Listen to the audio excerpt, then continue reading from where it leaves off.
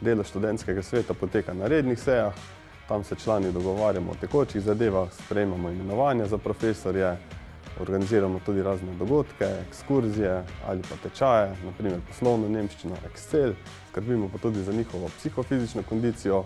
V pomladanskem času računamo na kolesarjenje in pa pohod na Celjsko kočo, organizirana pa je bila tudi vodena vadba v Zumu. Delo študentskega sveta trenutno zaradi samih razmer poteka online, tako kot vse izvedbe vadb, se pravi srečanja imamo preko Zuma, kjer se tudi enkrat do dvakrat mesečno srečujemo.